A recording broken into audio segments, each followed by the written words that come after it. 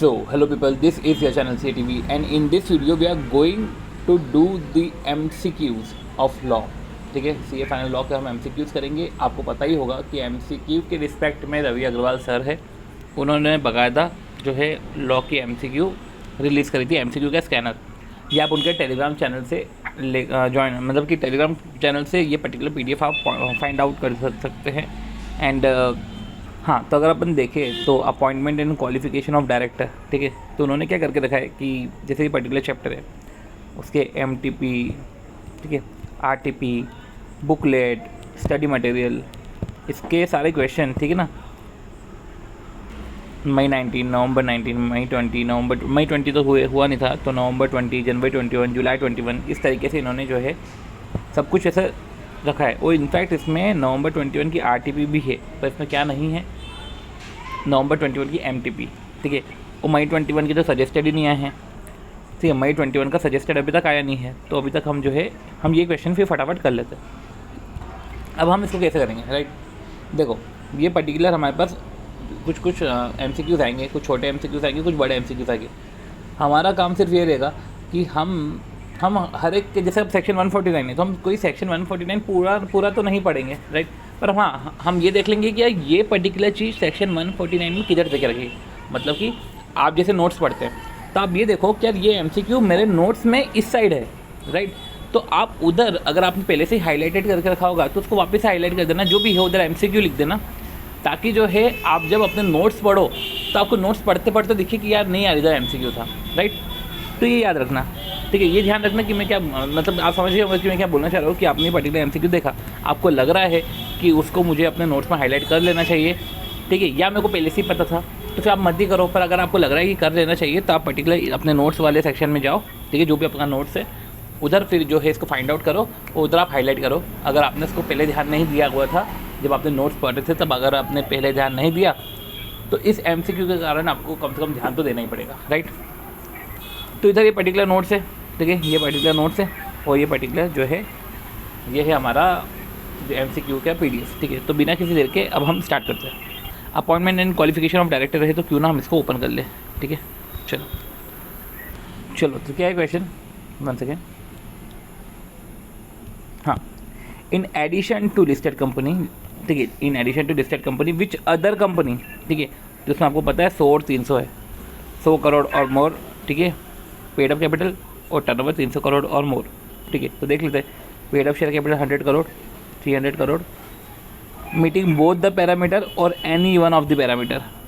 तो ऐसा है कि आपको पता ही है कि और है इसमें, ठीक है, ये particular any one of the parameter. चलो अगले क्वेश्चन की तरफ। एन इंडिपेंडेंट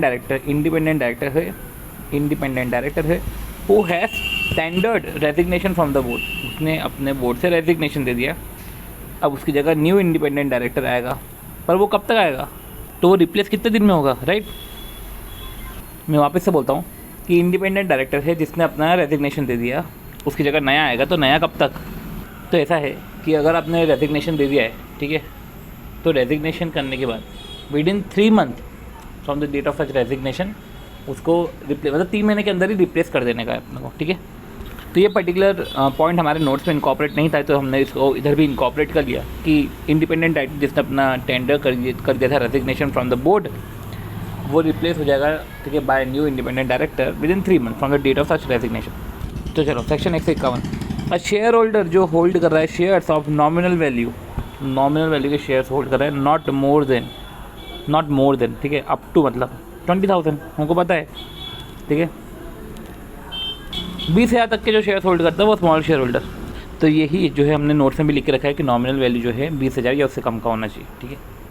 फिर सेक्शन 152 आता है, ठीक है। 152 क्या है, देखो, the person appointed as director is required to give return consent. तो जो पर्सन अपॉइंट हुआ एज अ डायरेक्टर तो उसको रिटर्न कंसेंट देना पड़ेगा DIR 2 में। तो ये जो DIR 2 का कंसेंट है वो आपको डायरेक्टर को देना पड़ता है, ठीक है, कंसेंट तो देना ही पड़ता है इसको अपॉइंट करने से पहले। तो ऑन और बिफोर, अपॉइंट करने के दौरान या अपॉइंट करने से पहले दे सकते हैं। चलो, in case articles of a public company do not provide, जो आर्टिकल्स ऑफ पब्लिक कंपनी है ना, उन्होंने प्रोवाइड नहीं करा रिटायरमेंट ऑफ ऑल डायरेक्टर, ठीक है, एट एवरी AGM, तो आर्टिकल ऑफ पब्लिक कंपनी में ये नहीं बोला कि हर एजीएम में सारे डायरेक्टर रिटायर होंगे, ठीक है। तो ऐसे केस में मतलब कि आर्टिकल बोल सकता है कि सारे डायरेक्टर रिटायर हो जाएंगे, रिटायर की बात करें, सारे डायरेक्टर रिटायर हो जाएंगे, पर अगर नहीं बोल के रखा हो, राइट, तो ऐसे केस में आपको पता है कि टोटल नंबर ऑफ डायरेक्टर में एटलीस्ट 2/3, ठीक है, एटलीस्ट 2/3 जो है रोटेशनल, तो एटलीस्ट 2/3 रोटेशनल और नियरेस्ट टू 1/3 रिटायरिंग डायरेक्टर। तो देखो क्या बोला क्या रखा है कि अगर आर्टिकल में अगर रिटायरमेंट ऑफ ऑल डायरेक्टर नहीं बोला है at every AGM, then not less than dash number total number of director shall be liable to retire by rotation. अब director liable to retire by rotation का मतलब क्या है?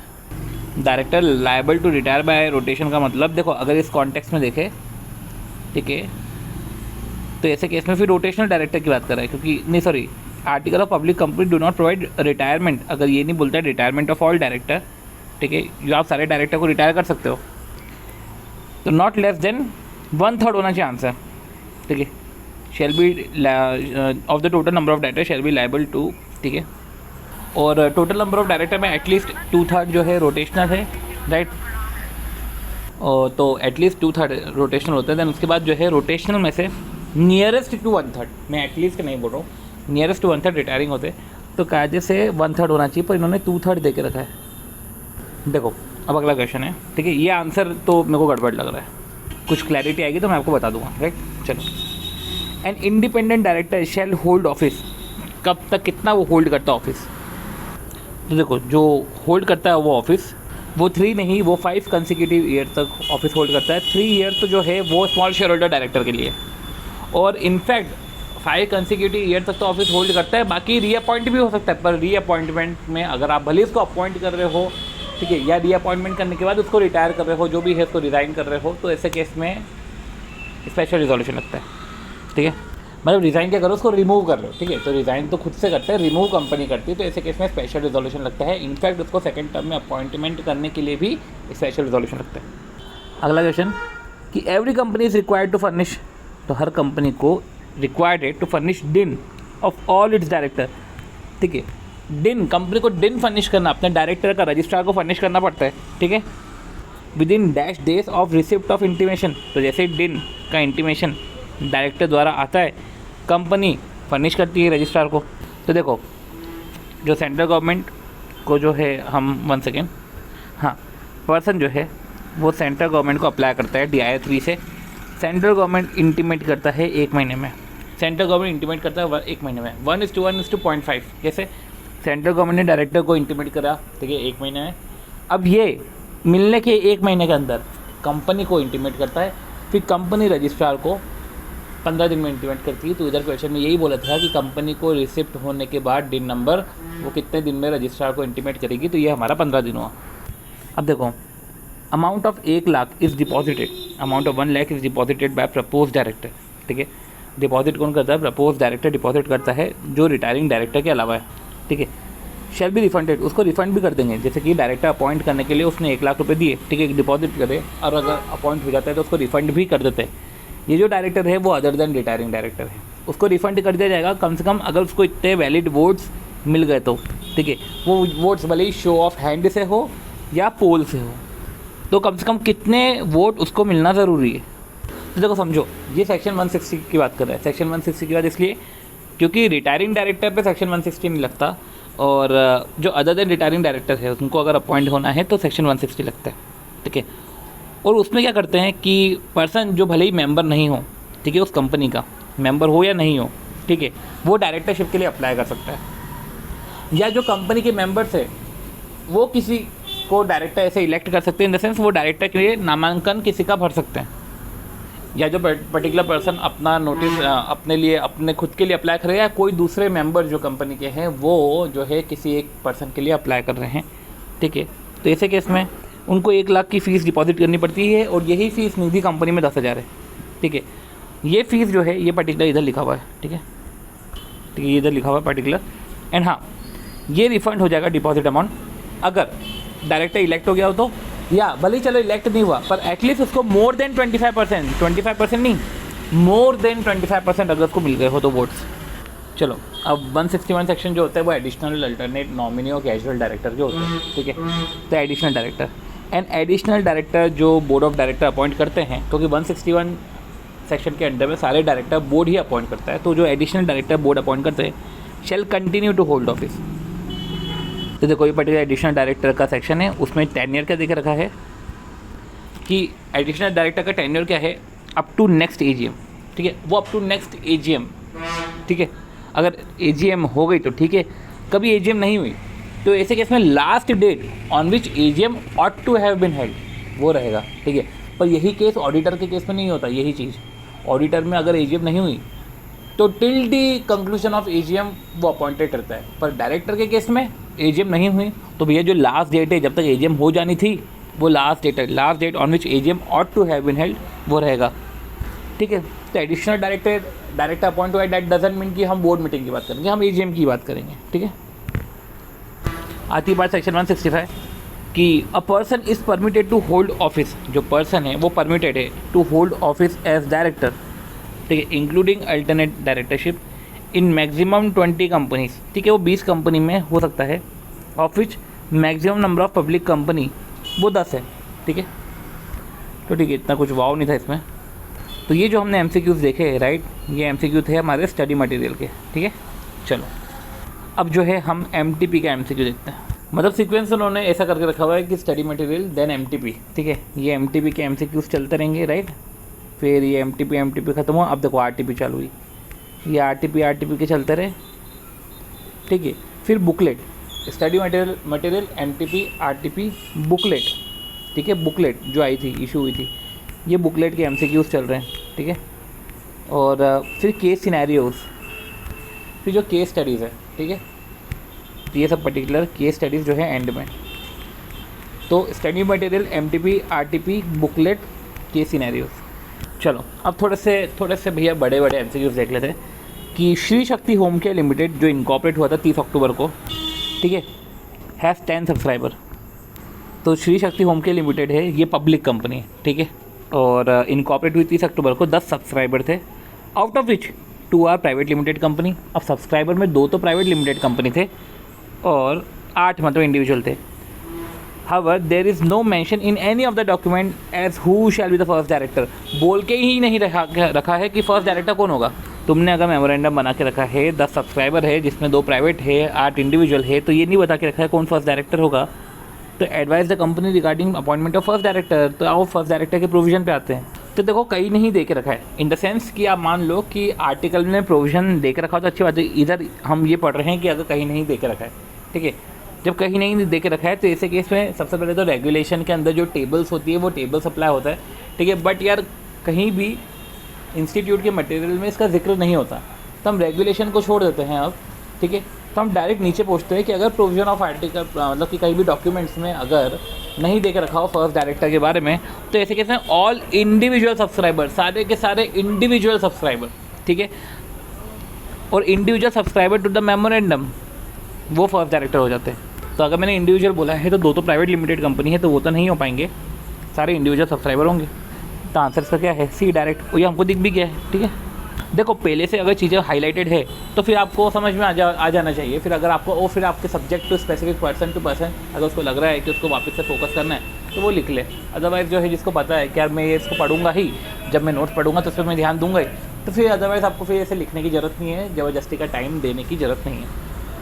चलो अगला MTP, mister Jigar as a director of PQR which has accepted deposit. अब director of PQR limited है जिसने डिपॉजिट एक्सेप्ट करा है पब्लिक से। The financial position of PQR limited decline which resulted in the failure to repay the deposit. देखो Jigar is a director of PQR which had accepted deposit, जिसने public से deposit accept करके रखे थे।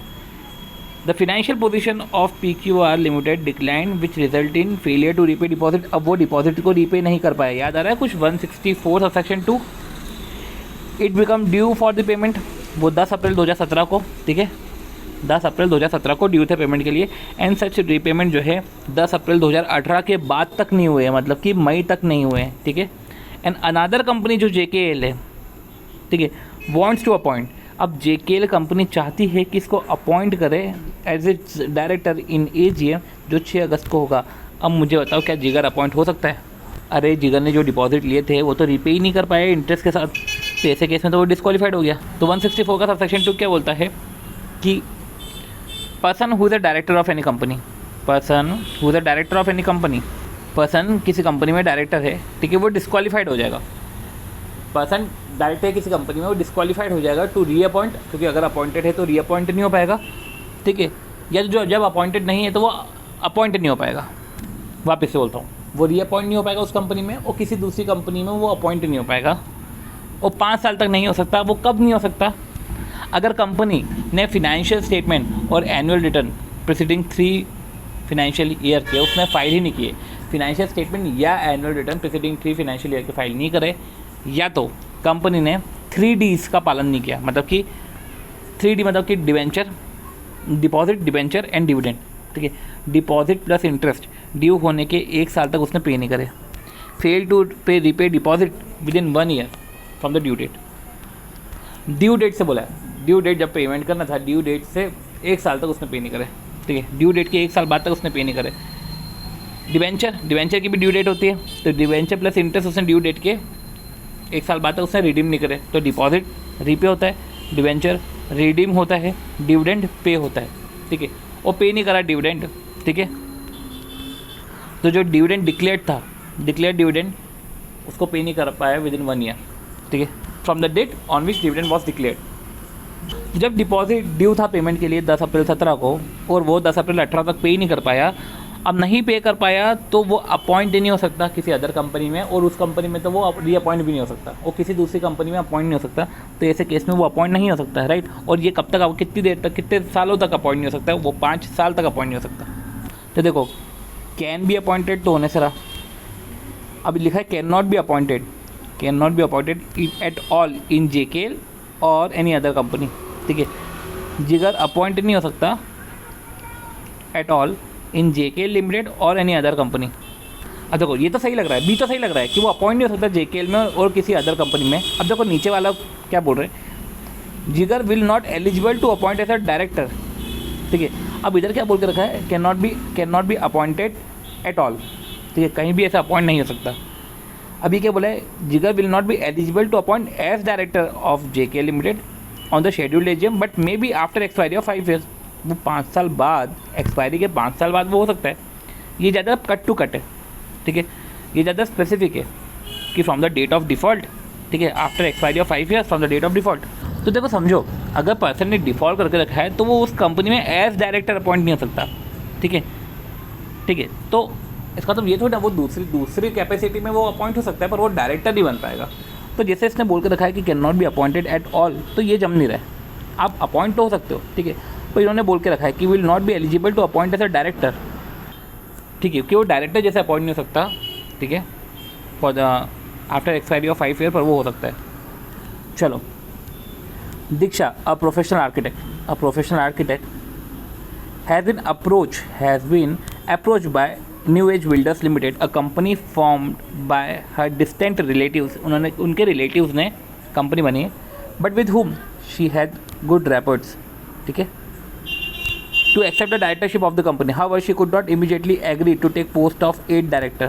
तो देखो, दीक्षा एक प्रोफेशनल आर्किटेक्ट है, उसको approach by has been approached by new age builder limited, एक पब्लिक कंपनी है जो एक डिस्टेंट रिलेटिव्स की है, but with whom she had good reports, ठीक है, to accept the directorship in the company, however she could not immediately agree to take post of 8 director for she did not possess director DIN number accordingly।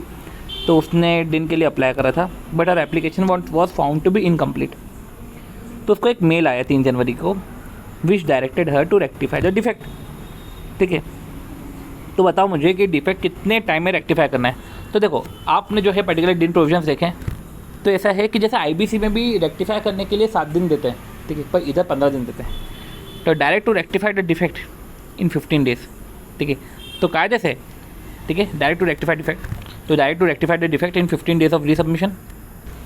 तो देखो 15 days, तो direct to rectify defect in 15 days by resubmission, और वो जो है rectification वो आपको resubmit करना पड़ेगा, वैसे होगा। तो रेक्टिफाइड डिफेक्ट इन 15 डेज, 15 दिन में आप रेक्टिफाई करो बाय रीसबमिशन, ठीक है, आप रीसबमिट करोगे, राइट।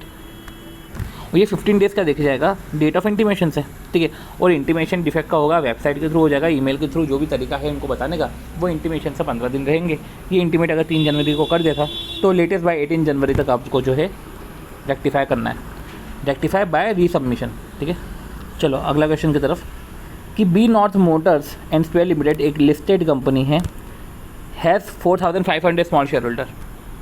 तो देखो 4500 स्मॉल शेयर होल्डर है और मेरे पास स्मॉल शेयर होल्डर डायरेक्टर के प्रोविजंस के नोट्स मैंने ओपन कर लिया, आप भी ऐसे ओपन कर लेना, ठीक है। तो लिस्टेड कंपनी है और 4500 स्मॉल शेयर होल्डर है, but till date there is no director who can represent them. उनको रिप्रेजेंट करने के लिए कोई है ही नहीं। तो देखो ऐसा है कि ज़रूरी भी नहीं रहता है, कंपनी की भी इच्छा पे कंपनी कोई बाउंड नहीं है अपॉइंट करने के, ठीक है। तो there is no director who can represent them. Accordingly some of such director have approach the company, वो कंपनी के पास आए to appoint of for appointment of their director, कि हमारे डायरेक्टर को अपॉइंट करो by choosing the correct option, advise the minimum how many small shareholder must group together. देखो ये अपन ने पढ़ा है, ये पर्टिकुलर डायग्राम है जहाँ पे जो है लोग आते हैं इस पर, देखो या तो इंसान पर्टिकुलर पर्सन जो है खुद आता है लिस्टेड कंपनी के पास, या तो स्मॉल शेयर होल्डर जो है स्पेसिफिक नोटिस लेकर आते हैं कंपनी के पास, ठीक है। तो जो एक पर्टिकुलर अमाउंट, एक particular number of small share holder आते हैं, जो कि स्मॉल शेयर होल्डर वैसे तो आपको पता है इसकी नॉमिनल वैल्यू 20,000 या उससे कम है। अब पर्टिकुलर स्मॉल शेयर होल्डर कितने, जैसे कि 1000 स्मॉल शेयर होल्डर या 1/10 of total number of small share holder. 1/10 कितने, 450, 1000 विच एवर इज़ लोअर, ठीक है। तो ऐसे किसने वही बोल के रखा है कि 450 आ जाए, तो देखो क्या बोल के रखा है, मिनिमम 1000 मस्ट ग्रुप टुगेदर, ऐसा नहीं है। मिनिमम 900 ऐसा भी नहीं है। Minimum 450 small shareholder must group together, ये दिख रहा है अपने को, ठीक है। अगला क्वेश्चन क्या है, कि रति होल्ड करता है 2,500 इक्विटी शेयर। अब देखो 2,500 इक्विटी शेयर है, अब 2,500 अगर नॉमिनल वैल्यू 10 से मल्टीप्लाई करें तो हो गया अपना 25,000। अब ये स्मॉल शेयर होल्डर तो नहीं है, ठीक है, which is listed on National Stock Exchange as well as, ठीक है, लिस्टेड कंपनी है। और याद रखना कि जो स्मॉल शेयर होल्डर है ये लिस्टेड कंपनी पे रखता है, ये कंपनी नहीं लिस्टेड कंपनी लिखा हुआ है, ठीक है।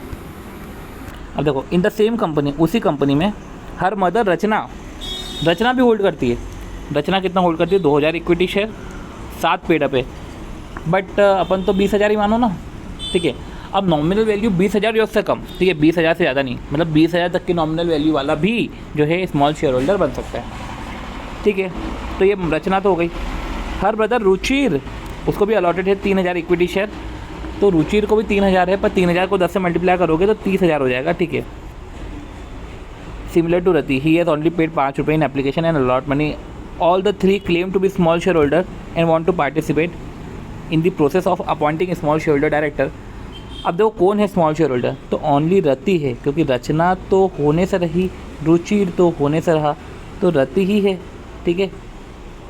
1 सेकेंड, ओके राइट, सॉरी रति नहीं है, रचना है, ओके, नाम में कंफ्यूज हो गया, ठीक है, ये याद रखना फिर। हाँ, ये गलती भी देखना कभी एग्जाम में ऐसी भी हो जाती है, ठीक है।